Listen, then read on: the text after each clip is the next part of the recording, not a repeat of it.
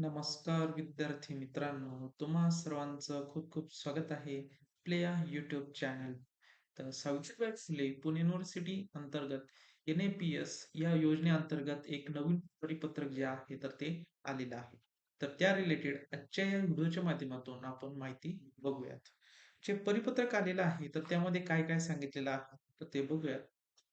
या पत्राद्वारे कळविण्यात येते की सावित्रीबाई फुले पुणे विद्यापीठाच्या अहिल्यानगर व नाशिक उपकेंद्रास केंद्र शासनाच्या कौशल्य विकास व उद्योजक मंत्रालयाच्या राष्ट्रीय शिकाऊ उमेदवारी प्रोत्साहन योजना म्हणजेच NAPS राबवण्यात येत आहे.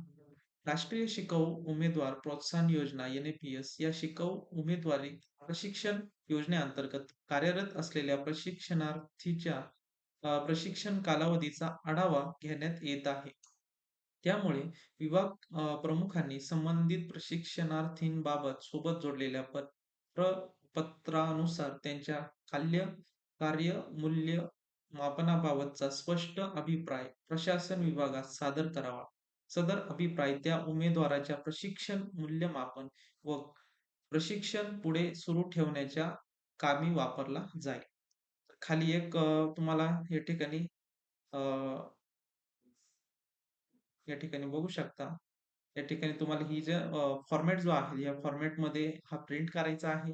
यामध्ये व्यवस्थित तुमची माहिती फिल करायची आहे. फिल केल्यानंतर तुम्हाला या ठिकाणी आपल्याला खाली लास्टला दिलेलं आहे. काय सांगितलेलं आहे? विभाग प्रमुखांनी संबंधित प्रशिक्षणार्थींबाबत सोबत जोडलेल्या पत्रकानुसार जे खाली परिपत्रक दिलेलं आहे, तर त्या सोबत काय करायचं आहे, कार्य मूल्यमापनाबाबतचा स्पष्ट अभिप्राय, जो अभिप्राय आहे, तर तो तुम्हाला प्रशासन विभागात सादर करायचा आहे. जे काही प्रशिक्षणार्थी आहे, तर त्यांनी तो खाली दिलेला फॉर्मॅटमध्ये व्यवस्थित प्रिंट काढून घ्या, व्यवस्थित फिल करा आणि तो तुमच्या प्रशासन विभागात सादर करायचा आहे. या संबंधित ही जे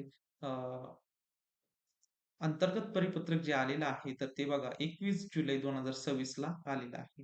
तर या रिलेटेड आपण माहिती बघितलेली आहे.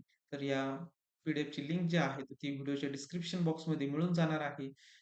त्यावर क्लिक केल्यानंतर अशी पी ओपन होईल आणि हे लास्टचं जे पेज आहे, तर ते तुम्हाला प्रिंट करून घ्यायचं आहे व व्यवस्थित फिल करायची आहे माहिती. जे कोणी प्रशिक्षणार्थी असतील, तर त्यांनी फिल करा माहिती आणि तुमच्या प्रशासन विभागात ते तुम्हाला जमा करायचं आहे. अशा प्रकारे आजच्या या व्हिडिओच्या माध्यमातून सावित्रीबाई फुले पुणे युनिव्हर्सिटीचं जे काही परिपत्रक आलेलं होतं, अंतर्गत परिपत्रक आलेलं होतं, त्या रिलेटेड आपण माहिती बघितलेली आहे. तर विद्यार्थी मित्रांनो, भेटूयात नवीन अशा एका व्हिडिओमध्ये. तोपर्यंत धन्यवाद.